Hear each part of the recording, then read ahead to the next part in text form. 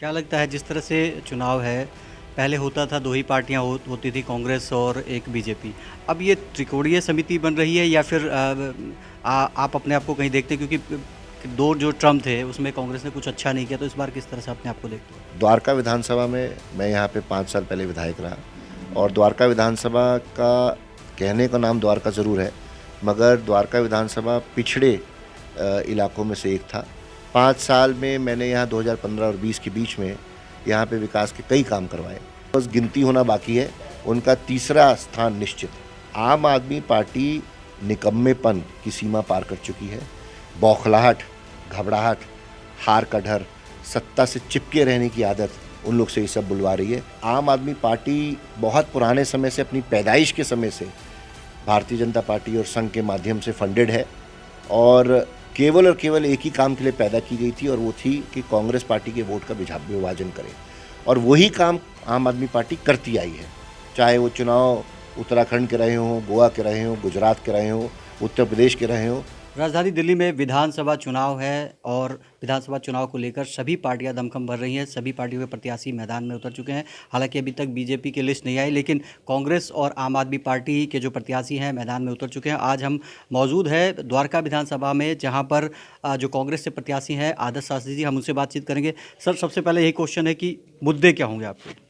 देखिए, द्वारका विधानसभा में मैं यहाँ पे 5 साल पहले विधायक रहा और द्वारका विधानसभा का कहने का नाम द्वारका ज़रूर है, मगर द्वारका विधानसभा पिछड़े इलाकों में से एक था। 5 साल में मैंने यहाँ 2015 और 20 के बीच में यहाँ पे विकास के कई काम करवाए। बुनियादी समस्याएं द्वारका में थीं, सड़क की, सीवर की, साफ़ पानी की, नालियों की, गलियों की। वो 5 साल में काफ़ी हद तक बहुत सारा काम मैंने यहाँ पे कराया। 2020 में यहाँ पे जो मौजूदा विधायक आम आदमी पार्टी के आए, अफसोस की बात यह है कि इस विधानसभा को इस 5 सालों में और पीछे ले गए। जो बुनियादी काम मैंने कराए वो काम जर्जर हो गए। जहाँ काम बाकी था, पेंडिंग था, वहाँ काम कराए नहीं। ये लोग पूरी तरह से द्वारका की जनता को, दिल्ली की जनता को गुमराह करने का काम किया। मेरे हिसाब से सबसे बड़ा मुद्दा द्वारका में काम है। द्वारका की जनता, क्षेत्र की जनता को काम चाहिए। अलग अलग जगहों से द्वारका में लोग आके बसे, हमारे पूरे देश भर से लोग यहाँ पे आके रहते हैं। शायद जब आए होंगे सोचा होगा कि देश की राजधानी दिल्ली में रहेंगे और वो वाली सुविधाएं मिलेंगी जो एक राजधानी में मिलनी चाहिए, मगर 5 साल में यहाँ कोई भी काम ऐसा नहीं हुआ। कई ऐसी गलियाँ हैं, कई ऐसे इलाके हैं जहाँ लोग नर्गिया हालत में रह रहे हैं। मेरा केवल एक ही मुद्दा है, और वो है कि क्षेत्र का विकास हो, लोगों को बुनियादी समस्याओं से जो है, ये जो समस्या झेल रहे हैं उससे निजात मिले। इसी बात पे द्वारका विधानसभा का चुनाव खड़ा है। क्या लगता है जिस तरह से चुनाव है, पहले होता था 2 ही पार्टियाँ होती थी कांग्रेस और एक बीजेपी। अब ये त्रिकोणीय समिति बन रही है या फिर आप अपने आप को कहीं देखते हैं क्योंकि 2 जो टर्म थे उसमें कांग्रेस ने कुछ अच्छा नहीं किया, तो इस बार किस तरह से अपने आप को देखते हैं? देखिए, ऐसा है कि ये चुनाव जो है ये द्वारका विधानसभा में भारतीय जनता पार्टी और कांग्रेस के बीच में है। द्वारका ही नहीं, दिल्ली में रुझान जो है इस समय दिल्ली की जनता का कांग्रेस पार्टी की तरफ है। उसका कारण है कि आज लोग याद कर रहे हैं 15 साल का वो समय शीला दीक्षित जी का, जब दिल्ली में बुनियादी स्तर पे काम हुए और सही माने में जो एक राजधानी का जो दर्जा है वो शीला जी के समय मिला। और मैं समझता हूँ कि द्वारका की अगर हम बात करें तो यहाँ पे इतनी ज़्यादा नाराज़गी है, इतना गुस्सा है मौजूदा आम आदमी पार्टी के विधायक के खिलाफ कि वो रेस से बहुत पहले ही बाहर हो चुके हैं, और मैं समझता हूँ बस गिनती होना बाकी है। उनका तीसरा स्थान निश्चित है।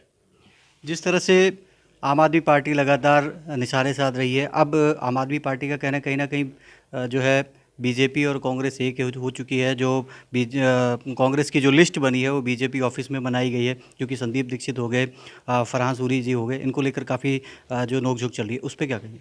आम आदमी पार्टी निकम्मेपन की सीमा पार कर चुकी है।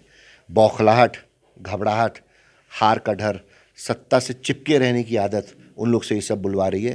कांग्रेस पार्टी 150 साल पुरानी पार्टी, जिस पार्टी ने देश को आज़ाद कराया, जिस पार्टी ने नींव रखी, आज जो हम जहाँ रह रहे हैं दिल्ली में, देश में, वो नींव कांग्रेस पार्टी, कांग्रेस सरकार की रखी हुई नींव है। और आम आदमी पार्टी बहुत पुराने समय से, अपनी पैदाइश के समय से भारतीय जनता पार्टी और संघ के माध्यम से फंडेड है और केवल और केवल एक ही काम के लिए पैदा की गई थी, और वो थी कि कांग्रेस पार्टी के वोट का विभाजन करे।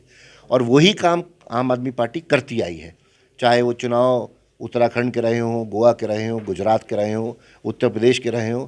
केवल और केवल एक ही काम रहा है कि जो एक सेक्युलर वोट है, जो एक विकास का वोट है, उस विकास के वोट को डिवाइड किया जाए। तो सही माने में आम आदमी पार्टी बी टीम है भारतीय जनता पार्टी की, और कांग्रेस को विफल करने का काम करती आई है। मगर अब दिल्ली के लोग, द्वारका के लोग ये चीज़ समझ गए हैं, देश भर में ये बात समझ गए, तभी आम आदमी पार्टी को लोकसभा में उठा के पटक के एक सीट पे कर दिया। और लोकसभा चुनाव में चाहे पंजाब जहाँ उनकी सरकार रही, वहाँ पे वो बुरी तरह हारे हैं। कहीं भी और उनको कहीं भी कुछ फ़ायदा नहीं मिला। दिल्ली में 4 सीट पे जहाँ वो लड़े, वहाँ बहुत बुरी तरह से हारे हैं, नकार दिए गए हैं, हटा दिए गए हैं, रिजेक्ट कर दिए गए हैं दिल्ली की जनता से। और मुझे पूरा यकीन है कि जो ये साजिश है भारतीय जनता पार्टी की आम आदमी पार्टी के थ्रू फंड करने की, कांग्रेस को कमज़ोर करने की, विकास की डोर को रोकने की, ये दिल्ली की जनता समझ चुकी है, द्वारका की जनता समझ चुकी है।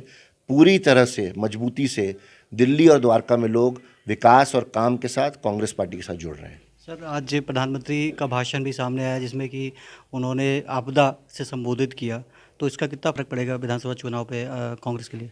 देखिए, ये मोदी जी भी इसीलिए बोल रहे हैं क्योंकि वो भी समझ रहे हैं कि लड़ाई यहाँ पे उनकी कांग्रेस पार्टी के साथ है। और आम आदमी पार्टी ने जिस तरह से काम किया है, दिक्कत, तकलीफ़ और परेशानी ही दी है दिल्ली के लोगों को, चाहे वो कोविड की महामारी का समय हो, चाहे उसकी बात का समय हो। 5 साल में जब काम नहीं किया तो आगे का ये शगुफा छोड़कर वोट मांगने की कोशिश कर रहे हैं। अगर आज हिम्मत है, मैं आपके माध्यम से चैलेंज करता हूं अरविंद केजरीवाल को, उनके मुख्यमंत्री को, उनके मंत्रियों को, उनके विधायकों को, काम के आधार पर वोट मांग के देखें। गली से धक्के मार के निकम्मे विधायकों को हटा दिया जाएगा। हमारे साथ थे आदर्श शास्त्री जी, जो बता रहे थे कि किस तरह से वो अब मैदान में उतरे हैं और किन किन मुद्दों को लेकर जनता के बीच में जाएंगे। उनका यही कहना है कि विकास का मुद्दा मेन रहेगा। जो उन्होंने बीते वर्ष अपने शासनकाल में जो यहाँ पर विकास कार्य किया था वो ठप है, और मौजूदा जो आम आदमी पार्टी से विधायक है उन पर विकास कार्यों को रोकने का आरोप लगाते हुए मैदान में उतर चुके हैं। दिल्ली से ओपी शुक्ला, दिल्ली तक।